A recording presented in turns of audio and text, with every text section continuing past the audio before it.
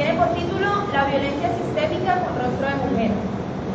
La situación de violencia a la mujer en Colombia abarca desde el maltrato en el seno de su hogar hasta la discriminación social por su condición sexual,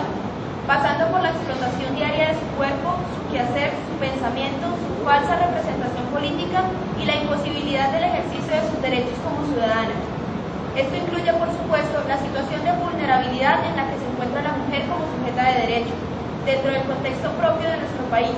Entiéndase por esto una lucha no de hace 50 años atrás, sino de la marginación y la inequidad social existente desde antaño, en donde los intereses de una pequeña parte de la población privilegiada por ser dueña de poder adquisitivo sobrepasan los intereses y las necesidades de la mayoría, creando brechas inmensas de injusticia y desigualdad.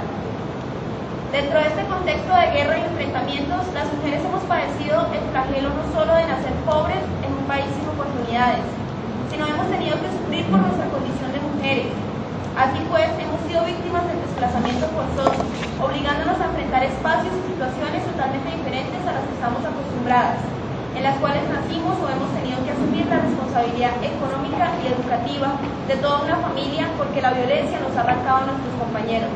en medio de las balas, los secuestros, las desapariciones forzosas, los falsos positivos, etc. Hemos sido un botín de guerra de grupos alzados en armas como las fuerzas paramilitares, quienes en complicidad con el Estado han tomado nuestras vaginas, nuestra integridad física como premio descabellado a sus oleadas e intervenciones de violencia sistémica contra comunidades enteras. Incluso algunas hemos sido obligadas a parir un hijo fruto de aquella violación ocurrida. Respecto a la realidad de violencia sexual es escalofriante, pues se evidencian las cifras oficiales de medicina legal que en el 2012 cada media hora una mujer fue víctima de violencia sexual en el país.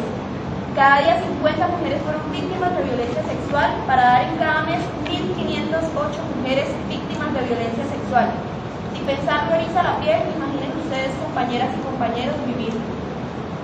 A la par de padecer en carne propia la injusticia del hambre, la pobreza y la desigualdad obligadas por un Estado enteramente oligárquico y explotador, tenemos que luchar con la idea establecida e implantada en muchos hogares colombianos, en donde la condición de género permite el maltrato físico o verbal y en el peor de los casos la muerte. ¿Cómo luchar contra una idea implantada en el subconsciente de gran parte de la población masculina y femenina en Colombia?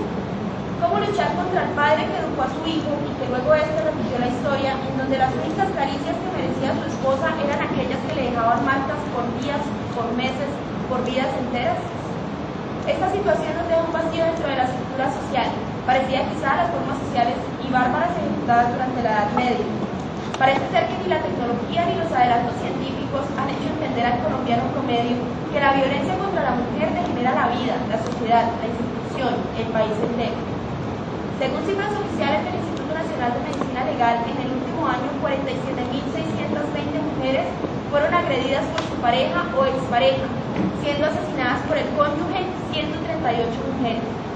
Estos datos nos llevan a concluir entonces que la violencia sistémica que se repliega por el país, que se vive en el campo, en las montañas, va aunada a la situación de desventaja y maltrato familiar en la que se asume el papel de la mujer.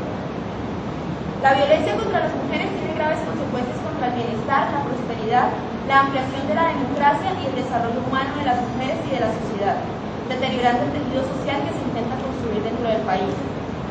La violencia contra las mujeres vulnera nuestros derechos,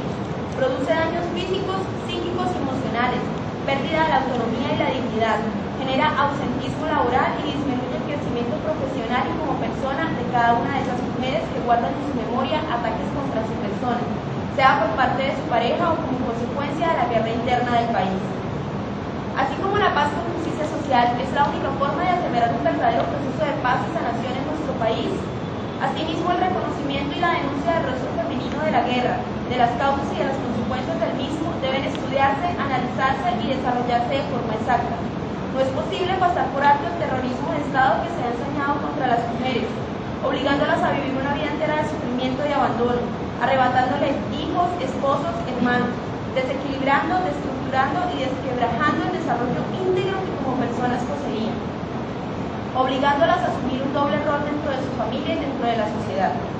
Al erradicar la violencia contra las mujeres se gana en equidad y se avanza hacia una sociedad justa y democrática.